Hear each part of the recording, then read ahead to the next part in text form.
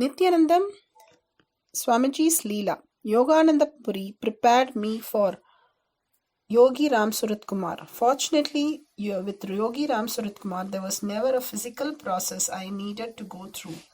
By the time I went to Yogi Ramsurat Kumar, my body had already been prepared by Yogananda Puri. So, Ramsurat Kumar had simply job of putting the Zen cones into my system. It was because of Yogananda Puri that I was able to receive Yogi Ramsurat Kumar directly. Every word he uttered simply made realization happen in me. When he put a single word into me, I could see thousands of patterns getting completed, bombarded. He would finish off thousands of patterns in one word. I have seen the great Yogi Ramsurat Kumar, truth grinder, pattern breaker. Of course, without Yogananda Puri's support and help and training, I would have never been able to grasp Yogi Ramsurat Kumar's word or his action. He challenges my whole parental conditioning. One day I thought, he is great enlightened master. Why is he smoking beedi? The moment I had this thought, he just looked at me and smiled and took out his beedi and just turned it towards me.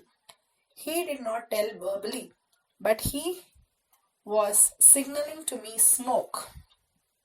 My love for him and my parental conditioning were fighting each other at the moment. If you know the Mahabharata, it was like Krishna, the Guru, getting down from the chariot and taking the chariot wheel and using a Sudarshana Chakra to kill Bhishma, who represent the parental conditioning. Krishna is Guru. Bhishma is your parental conditioning. Guru cannot directly kill your parental conditioning. My orthodox upbringing, my grandfather and my whole Shaivite way of upbringing and my devotion to Arunagiri Yogi Ramsurat Kumar were fighting.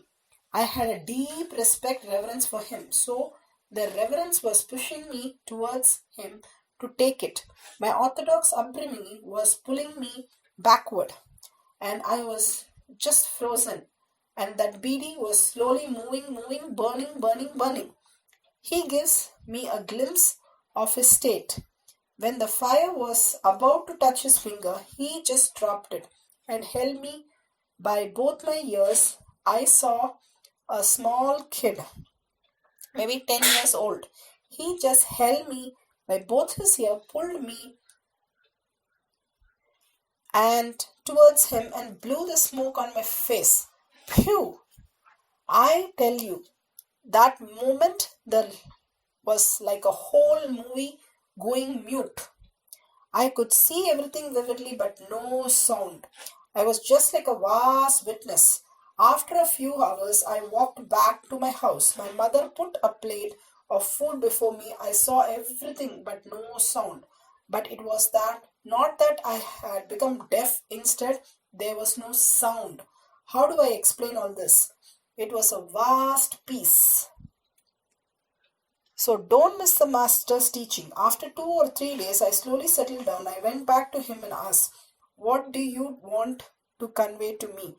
What do you want me to understand? He said, if this small blow can make that experience happen you, then don't you understand what's going to happen in this body? I need at last a small rope, beedi, to tie what I am into this body. Understand? So what master do, you should not pick it up. What master do, you should not try to imitate, but what they teach, try to do. Because what they do, they are trying to bring themselves down. In your case, you are supposed to take yourself up. If you have the feeling connection, nothing else is required. Swamiji beautifully says how he had the feeling connection and experience with his gurus. Thank you, Nithyananda.